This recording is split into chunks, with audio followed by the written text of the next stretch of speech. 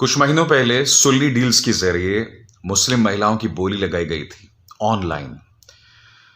उस वक्त सरकार ने कोई एक्शन नहीं लिया, एक भी गिरफ्तारी नहीं हुई। अगर उस वक्त गिरफ्तारी की गई होती, कुछ एक्शन लिया गया होता, तो लोगों के इतने हौसले बुलंद ना होते, क्योंकि अब एक और चीज सामने उभर कर आई है जिसका नाम है बुल्ली डील्स। दोस्तों, पिछले कुछ दिनों से मैं छुट्टी पर हूं और कल जो है मैं ट्विटर पर जाता हूं और क्या देखता हूं कि मेरी जो पत्रकार दोस्त हैं इस्मत आरा, उनकी बोली लगाई गई है गिटहब नाम की वेबसाइट में बुल्ली डील्स के जरिए। और न सिर्फ इस्मत बल्कि हिबा बेग, खुशबू खान और सबसे शर्मनाक बात नजीब, वो मुस्लिम छात्र जिसे गायब कर दिया गया और आज तक उसका नहीं पता वो कहां है, उसकी मां तक की बोली लगाई गई है बुल्ली डील्स के जरिए। सोचिए, अगर बीजेपी सरकार ने पिछली बार सुल्ली डील्स में स्ट्रिक्ट एक्शन लिया होता तो बात यहां तक नहीं पहुंचती, मगर कोई एक्शन नहीं लिया गया।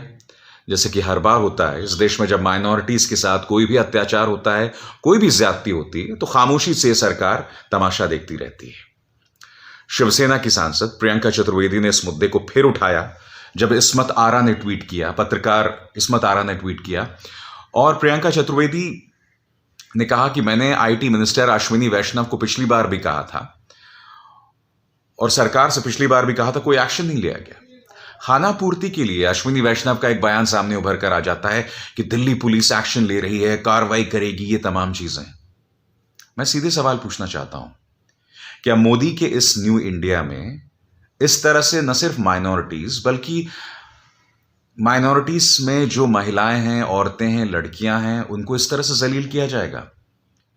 और मैं दावे के साथ कह सकता हूं दोस्तों, ये जो भाजपा की जो पालतू वेबसाइट्स हैं ना, वो क्या स्वराज और वो पूप ऑप इंडिया कचरा जो वेबसाइट्स हैं, मैं दावे के साथ कह सकता हूं दोस्तों, ये लोग बुल्ली डील्स चलाने वालों को सही ठहराने का हर जरिया ढूंढेंगे, हर तरह की साजिशें आपके सामने रखेंगे। मगर आपको खुद से सवाल पूछना पड़ेगा कि हम बतौर समाज इस कदर गिर गए हैं, इस कदर गल गए हैं, इस तरह सड़ गए हैं कि हमें रत्ती भर भी आक्रोश, रत्ती भर भी गुस्सा नहीं है ये देखकर कि महिलाओं की इस तरह से बोली लगाई जा रही है। मैं समझना चाहता हूं जो लोग इस पर खामोश है, खामोश क्यों हैं?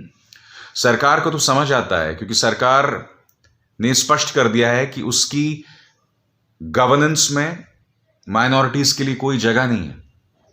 पंजाब का किसान जब सिंघू बॉर्डर पहुंचने का प्रयास करता है, टीकरी बॉर्डर पहुंचने का प्रयास करता है, उसे खालिस्तानी बता दिया जाता है और उसे आतंकवादी बताने में कई मंत्रियों तक का किरदार होता है।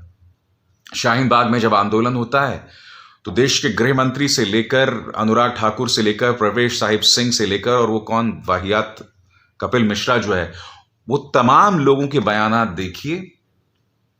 उन बयानों में भी कहीं ना कहीं वहां की महिलाओं पर निशाना साधना, मुसलमानों पर निशाना साधना, ये लगातार चल रहा है। और भूल जाइए कि इसका असर क्या पड़ेगा, मगर जब हम इसे पूरी तरह से सामान्य बना रहे हैं, इस तरह की सोच को, क्या आपको अंदाजा है कि आप अपने बच्चों को क्या बना रहे हैं? हमारे बच्चे इंसान नहीं रहेंगे अगर इस समाज के अंदर लड़कियों पर इस तरह से निशाना साधा जाएगा।